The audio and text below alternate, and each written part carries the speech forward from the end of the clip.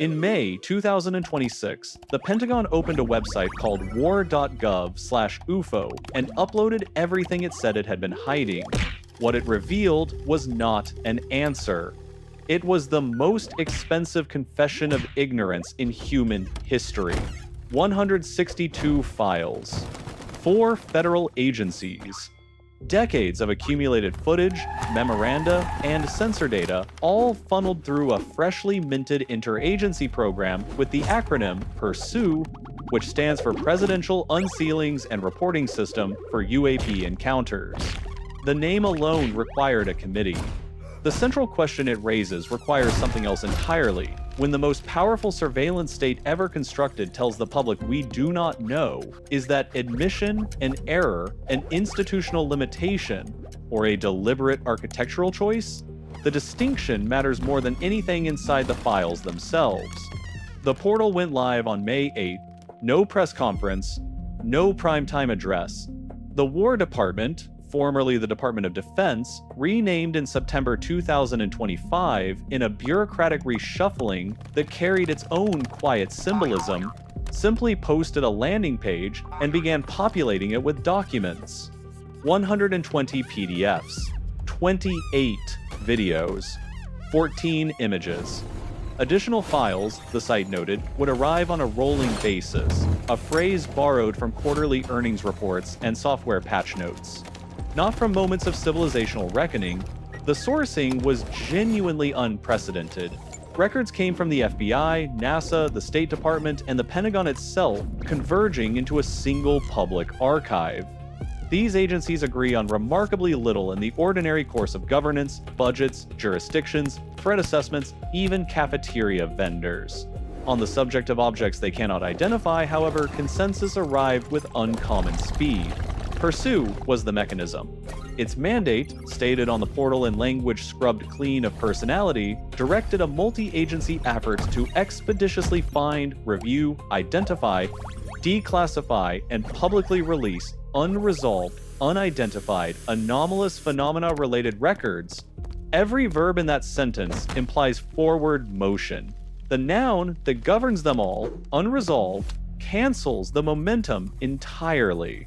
This is the paradox the release constructed, whether by accident or design. The architecture of disclosure was meticulous. The substance disclosed was fog. And yet, the gesture itself carried weight. For decades, the conversation around unidentified aerial phenomena occupied a particular cultural ghetto. Late-night radio, Reddit threads, grainy VHS tapes narrated by men with conspicuous leather jackets.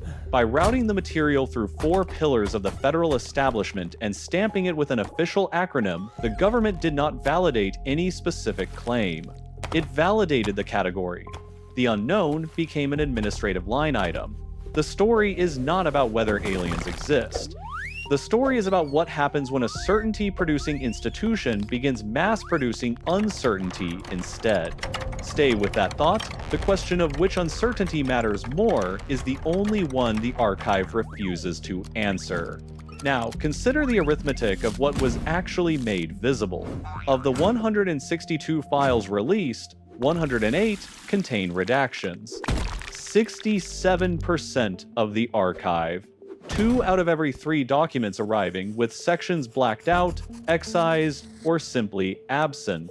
The Pentagon offered 3 justifications: protecting the identity of eyewitnesses, concealing the location of government facilities, and shielding potentially sensitive information about military sites not related to UAP. Each reason is defensible in isolation. Taken together, they form a perimeter around meaning itself. The state is not hiding the phenomenon. It is hiding the context in which the phenomenon was observed, which is the only context that would allow independent analysis. What remains is signals stripped of its coordinate system, data without a frame of reference, testimony without a witness stand. The roughly 24 videos total, 41 minutes of footage spanning encounters between 2020 and 2026, most show infrared cameras tracking a white object, a speck really, moving through otherwise empty sky. The cameras are steady. The tracking is disciplined. The objects do not cooperate with expectation. 41 minutes. The most lavishly funded intelligence apparatus on Earth, capable of reading a license plate from orbit, produced 41 minutes and a single recurring sentence, "We do not know." Opacity, it turns out, can be itemized. It can be given a .gov domain, an acronym, and a rolling release schedule.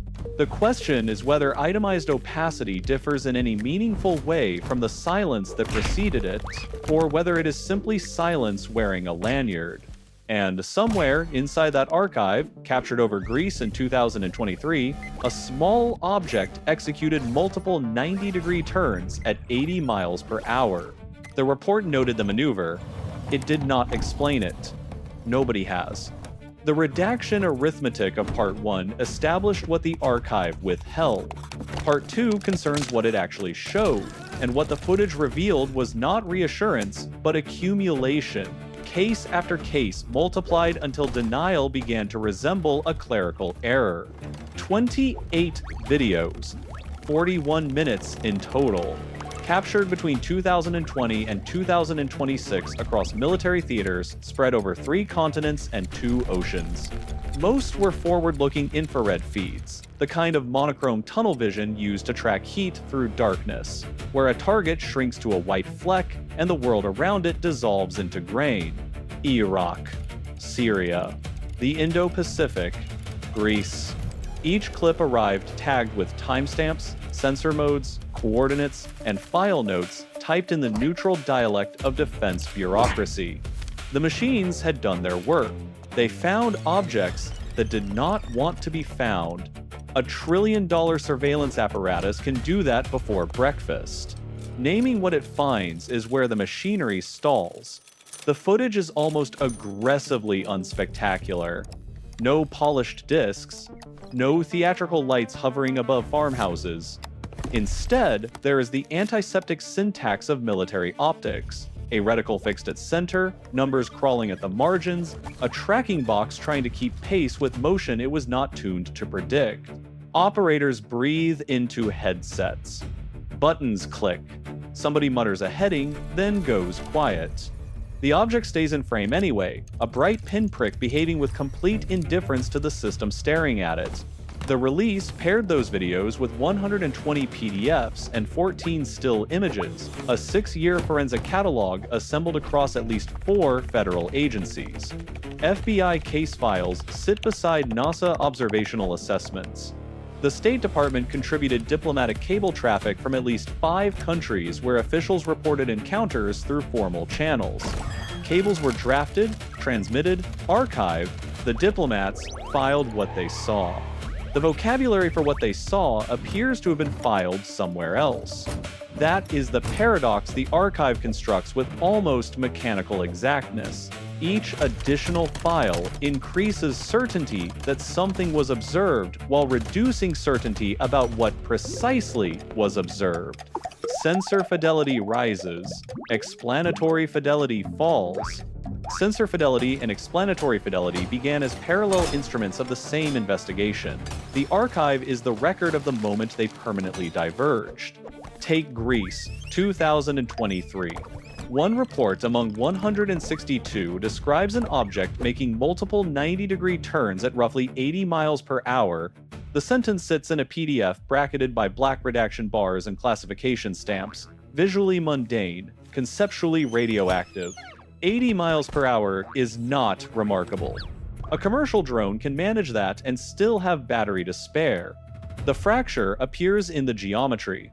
A right-angle turn at speed demands one of 2 conditions. Either the object decelerates to near zero, pivots, then accelerates again so quickly the sensor fails to resolve the pause, or it changes vector without meaningful deceleration at all. The first option implies propulsion performance beyond known aerospace inventories. The second implies that known aerospace inventories are the wrong conversation. Neither proposition sits comfortably inside government prose. The report, notably, does not speculate. It records angular displacement, velocity estimate, sensor type, atmospheric conditions. The language reads like brushed steel, flat, and functional, written by someone trained to state what instruments registered and avoid what conclusions might disturb a chain of command. That restraint becomes evidence of a different sort. Not evidence of origin, but of institutional posture. An analyst met a phenomenon outside available taxonomy and, rather than fabricate a category, left an empty space where the category should have been. That empty space, where a category should have been, was not unique to Greece. It was the one consistent output the entire archive produced, from Iraq to Syria to the Indo-Pacific, wherever the censors looked and the vocabulary ran out. Pull back from Greece and the structure repeats. Not perfectly, the archive is too untidy for elegance, but the architecture of the problem is persistent. Over Iraq, tracking systems, logged objects, loitering in restricted airspace without identification, friend or foe transponders. Over Syria, infrared signatures held altitude and bearing for intervals inconsistent with known drone endurance profiles. In the Indo-Pacific, naval platforms recorded contacts that appeared on radar, vanished, then reappeared at ranges implying velocities no publicly acknowledged airframe can produce. The connective tissue is not one craft, one adversary, or one grand explanation. It is a recurrent administrative outcome, cross-platform detection followed by classification failure. Radar confirms what infrared sees. Infrared confirms what electro-optical sensors catch. Distinct modalities converge on the same blunt conclusion, something is there, and then split the instant the next question arrives. What is it? Convergence is robust. Divergence is absolute. That shift matters. The unknown is no longer a fringe thesis carried by enthusiasts, late-night radio hosts, and cable producers' hunting ratings. It has become an administrative category, stamped, indexed, redacted, and uploaded to a .gov portal under a purpose-built acronym, PURSUE. The phenomena have entered the filing system without entering the explanatory system. That distinction is more consequential than any single frame of blurry video. Confirmed sightings. Unconfirmed nature. The unease does not arrive as revelation. It accumulates, particulate, like dust, in a sealed archive room. One file is anecdote, 10 files suggest pattern. 162 files from 4 agencies across 6 years and multiple hemispheres become a structural problem. Detection exists, description exists, resolution does not. The most comprehensive intelligence architecture ever assembled, satellites, signals, intercepts, radar grids, global basing, interagency fusion cells, has produced the same answer for decades and now publishes that answer in official form. The word is unresolved. On May 8, 2026, the War Department put it on the record and left the sentence hanging. The failure was never detection. Every sensor worked, every camera recorded, every radar return logged precisely where it should have, time-stamped to the millisecond, archived across redundant servers in facilities whose locations are themselves classified. The architecture performed flawlessly, and that is the problem. Comprehension is not a sensor. It is a conclusion, and conclusions require something the system was never designed to produce. An admission that the data does not fit the available categories. Consider the machinery arrayed against the unknown. 800 military installations outside its own borders. Signals intelligence apparatus intercepting communications across every electromagnetic band worth monitoring. Satellite constellations tracking thermal signatures smaller than a sedan from low Earth orbit. This is not speculation. Procurement record. Budget line. Congressional testimony. The National Reconnaissance Office alone operates a fleet whose exact capabilities remain classified, but whose general resolution, sub-meter imagery, real-time revisit, has been publicly acknowledged since the early 2000s. All of this existed before May 8, 2026. All of it was running during every encounter documented in those 28 videos. What the files reveal then is not a gap in collection. It is a fracture in cognition, the distance between recording a phenomenon and possessing the conceptual vocabulary to place it inside an explanatory framework. 108 of the released files carry redactions. The War Department explained those redactions as necessary to protect eyewitness identities, facility locations, and sensitive military information unrelated to UAP. Reasonable justifications, each one. But notice the cumulative effect. Every contextual detail that might allow independent analysis, who saw it, where exactly, what else was operating nearby, has been surgically removed. The object remains. The ecosystem around the object vanishes. Ignorance moved from bug to bulletin. This is not incompetence. Triage under competing imperatives. Classification exists to protect sources and methods, which is another way of saying it exists to ensure that what the United States knows about its own capabilities is not reverse engineered by adversaries through the very act of disclosure. Reveal too much about the sensor that captured the anomaly, and the anomaly becomes secondary to the intelligence gift handed to Beijing or Moscow. Reveal too little, and the public receives a white speck on an infrared screen with no interpretive scaffolding whatsoever. The War Department, and the name deserves a pause, chose the latter. Names change fastest when certainty thins. In September 2025, the Department of Defense reverted to its pre-1947 title, a rebrand whose symbolic freight no press conference adequately addressed. The institution that once styled itself as a defensive posture now presents as something older, blunter, more candid about the nature of statecraft. That this same institution became custodian of the UFO archive is not irony, it is coherence. War departments do not promise understanding, they promise response. But institutions are not monoliths. They are populated by analysts who write reports, commanders who sign them, and oversight bodies that decide what the public sees. Each node in that chain operates under a distinct incentive structure. Not one of those incentives rewards the sentence, "We have no explanation." An intelligence analyst who declares an object extraterrestrial without proof faces career termination. An analyst who labels the same object unresolved faces nothing, the category is sanctioned, the paperwork closes, the file moves to archive. A commanding officer who publicly speculates about non-human technology risks congressional inquiry, media frenzy, and institutional humiliation. The rational choice, the bureaucratically optimal choice, is silence dressed as process. Unknown object became known excuse for known secrecy. What followed from this incentive architecture was not a conspiracy, but something more durable, a self-sustaining loop of deferral. Each unresolved file justified the next. Each redaction protected not only sources and methods, but the institutional comfort of never having to commit to an answer that might later prove wrong. False certainty is punishable. Permanent ambiguity is promotable. The funnel narrows, false positives are dismissed, conventional aircraft are identified, weather phenomena are filtered out.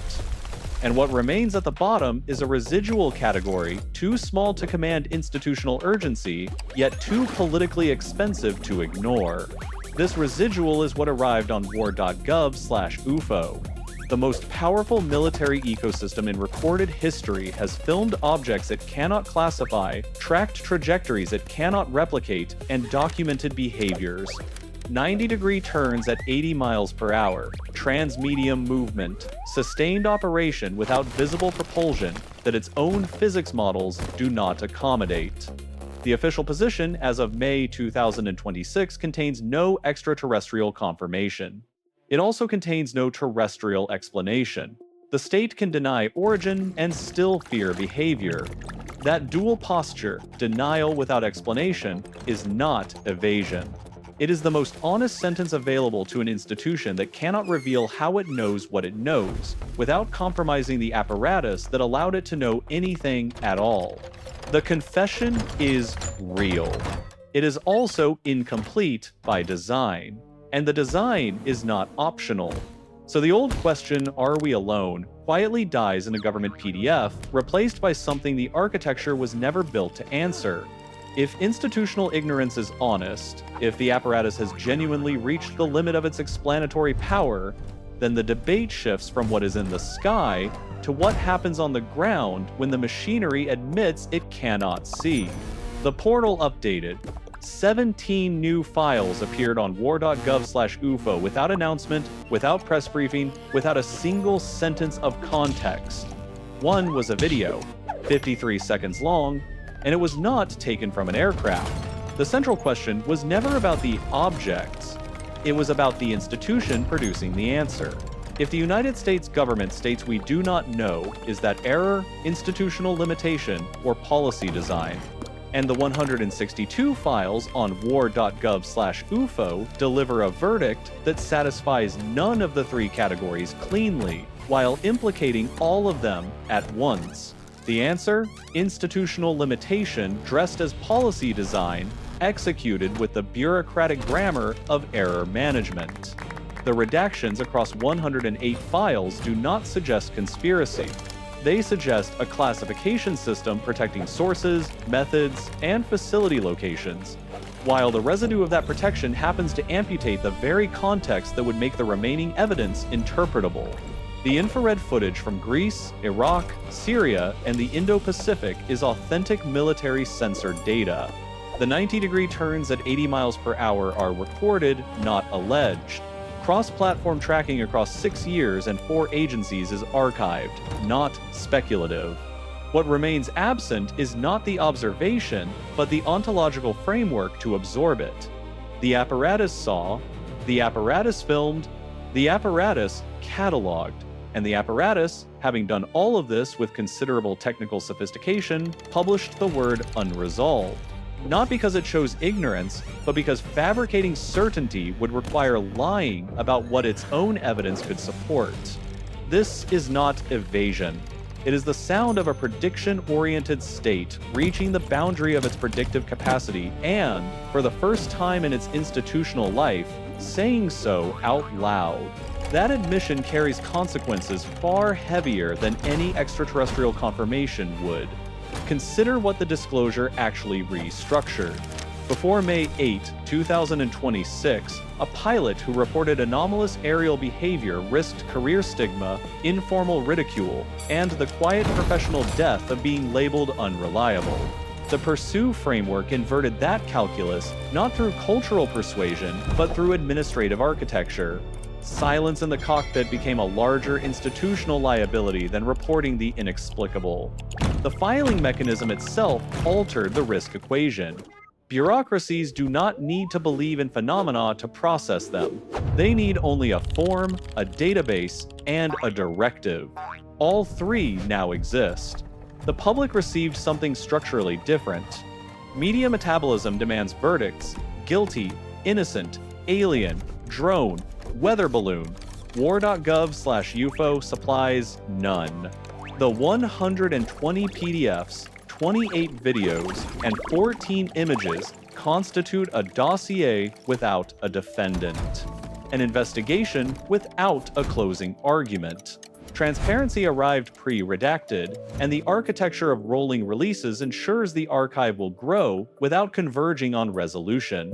Each new file added without press briefing or contextual annotation, 17 appeared silently after the initial tranche, reinforces the same structural message. The state is not withholding the answer. The state is demonstrating, in real time, that the answer does not yet exist within its epistemological toolkit. This distinction matters because it reframes credibility itself. For decades, government denial of UOP phenomena functioned as a claim of omniscience. Nothing anomalous exists because we would know if it did. The 2026 disclosure abandons that posture entirely. What replaces it is not honesty in the confessional sense, but something more procedurally radical, an institution calibrating its public credibility to the actual limits of its knowledge, rather than to the narrative expectations of its audience. The shift is from trust us, there is nothing to trust us, there is something, and we cannot yet classify it. Whether that second sentence earns more or less public trust than the first remains an open experiment. No aliens appeared in the files. No wreckage. No recovered craft. no biological material. The spectacle-hungry corners of public discourse found this absence intolerable, perfect outrage fuel, engineered for neither believers nor debunkers. Yet the absence is precisely the point. A government that fabricated resolution would be performing competence. A government that published irresolution is performing something rarer and far more disquieting, the acknowledgement that the most expensive, most distributed, most technologically saturated surveillance apparatus in human history can observe phenomena it cannot explain, and that this condition may be permanent rather than temporary. Seeing is not the same as knowing. The satellites confirm this. The infrared cameras confirm it. The 41 minutes of footage confirm it with mechanical indifference. war.gov/UFO will continue to update. Files will accumulate. The unresolved category will persist, not as a failure of disclosure, but as disclosure's actual content, a living ledger of known unknowns maintained by an institution that once claimed to have none. The phenomenon was recorded. The explanation is absent. The process is ongoing. And somewhere in that gap between observation and comprehension, a civilization discovers what it means to build instruments more powerful than the frameworks meant to interpret what they capture. When the official answer is "we do not know," and the evidence confirms that answer is true, what exactly is left to govern?